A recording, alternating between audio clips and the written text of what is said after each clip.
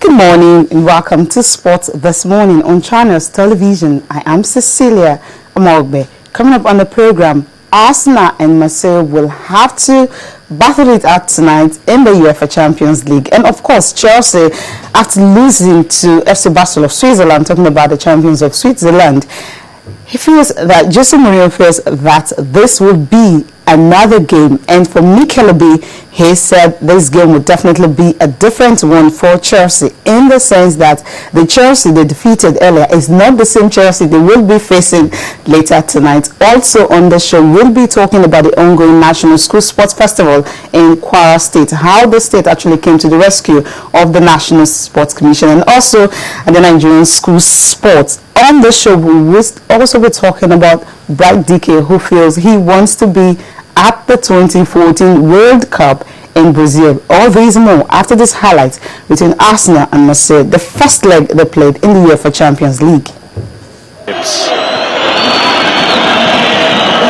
More confusion from Morales. Walcott! A special moment in the south of France for Theo Walcott at Arsenal. What a finish! Arsenal lead in Marseille. Well, we haven't seen too many occasions when Arsenal have got down the sides and got in decent crosses to ask some proper questions of those Marseille defenders. They got in a really good one there. Yeah, Morel at the far stick made an almighty hash of the clearance as it bounces up on him, but what a strike this was. Don't even bother trying to save it.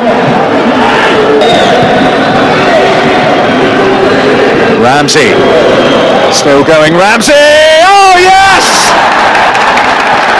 He is having the time of his life, Aaron Ramsey.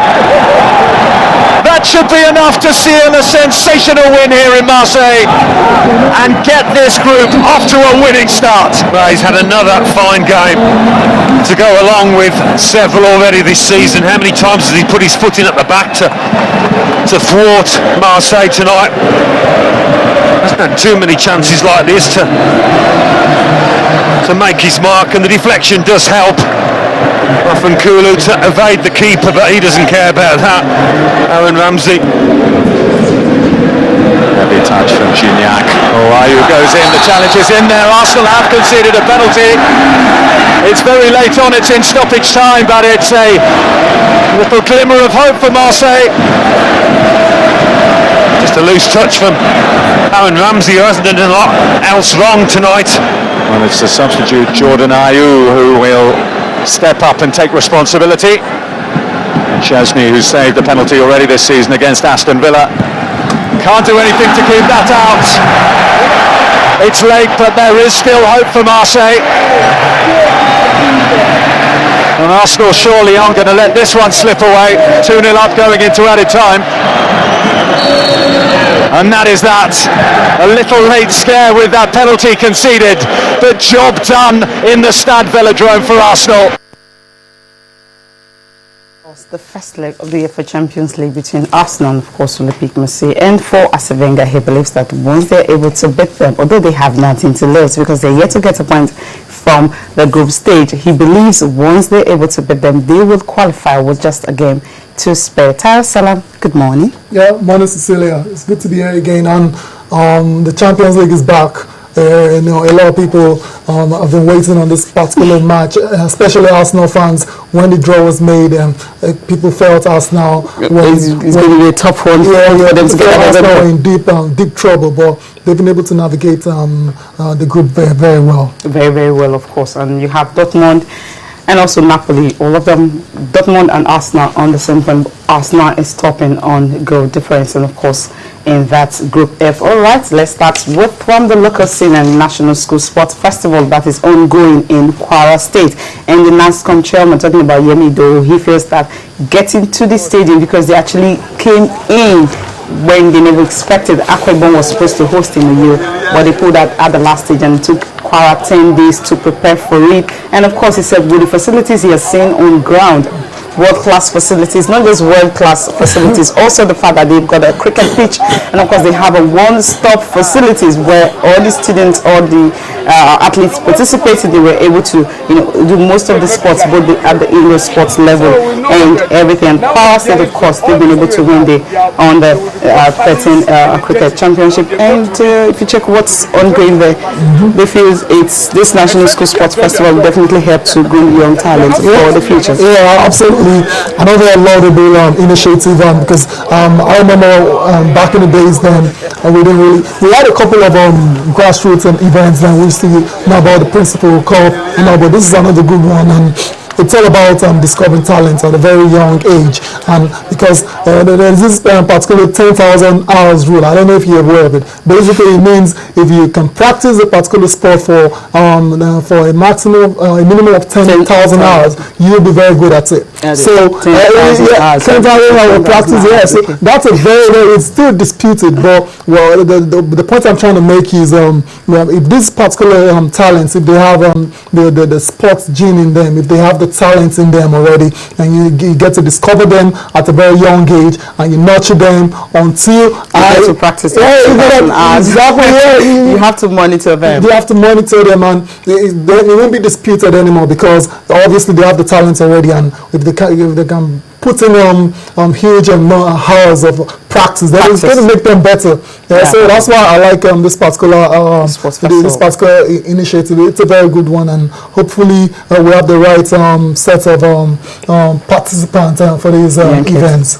Okay, and of course it is the 6th edition. Moving on now, the Lagos International Schools Classic that was supposed to have started 2 weeks ago will begin on Wednesday, and of course most of the participating country from Zimbabwe and of course England, they're already in town, and of course the prize money is $40,000 US.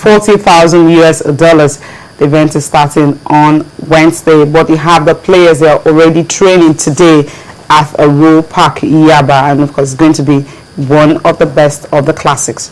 Yeah, one of the best of the classics. I don't know about that. We'll get to see at the end of the competition itself. But about my personal view, it's all about the table tennis classics, the best so far. Talking about that. Yeah, because I experienced it for myself. That was the first, so everyone wanted to be a part of it. And apart from the fact that it was the first one, it was well organized, and the caliber of players that came to town for it as well too was incredible. We saw all the Egyptians and the Grandmaster. I'm talking about the caliber players that came all the way from Egypt, from Slovakia, that came to participate in the table tennis classics. That was the best for me. This is another good one. We hope it's as exciting as what we had at the table tennis classics. Yeah, the tennis that was earlier scheduled to take place at Teslim Balogun Stadium, the indoor sports hall, but later it was shifted to Royal Park, Yaba. And of course, we wish all the athletes a good competition. I'm moving on. Bright DK aims to make Brazil 2014 World Cup squad. Well, of course, he was able to score against Italy, talking about four-time world champions. And of course, for him, it's definitely going to be a dream come true. Maybe he never dreamt of playing for the Super Eagles of Nigeria. He got this debut in the game against Venezuela back in the US, the first friendly. And of course, he has played in 2 international friendlies. It's on with a bang against Italy. So it's a good one for Bright DK, and I like the fact that he's showing the ambition to go to the World Cup. Every player wants to go to the World Cup. That's just the fact of the matter. So DK coming out to say this, it's not a surprise at all. But during the competition, we'll be very stiff for him because Nigeria right now, that's the goal he scored against Italy. Strikers goal. Got away with a little push on the back of the Italian defender there, but still a good goal. And as I was saying, it will be very tight for him because Nigeria right now, the strikers we have on the team and the ones that are not in the team, it will make it very hard for him because that means he has to maintain a good scoring form for his team in Toronto. And because players like Ikechukwu Uche, they've not had a look in a while now, so it will be a very tough one for DK. But then it's good seeing him showing ambition of making the World Cup, and we'll see how Stephen Keshi handles this particular matter because it's still Ikechukwu Uche. There's Osaze, then we've heard calls about Keshi thinking about bringing him back into the fold. With conditions. With conditions, I bet you Osaze right now will abide by any condition Keshi gives him. Just to get to play at the World Cup. I think that is a beautiful one for all of them. If you remind, some time ago, Keshi actually said that it will take him 5 years to build a very, very solid Nigerian national team. But so far, I think he has done very, very well. And with the likes of Bradike now, I mean, players that you never thought to play for Nigeria. Shola Amobi, everyone, it was more like a surprise to everyone. Everyone wants to play for the Super Eagles of Nigeria. Yeah, Keshi's done a good job so far in terms of building this particular Nigerian team. We've seen them from the beginning of the year as well when they went to the Nations Cup, and we can see they're getting better, and it keeps bringing players into the team. We saw Uche Nwankwo came into the team against South Africa, 2 beautiful goals. Yeah, we've not seen much of him afterwards, and he has been injured here, unfortunately. Bradike came in and he's got the goal. Now he's able to go to the World Cup next year. Have to tighten up his back.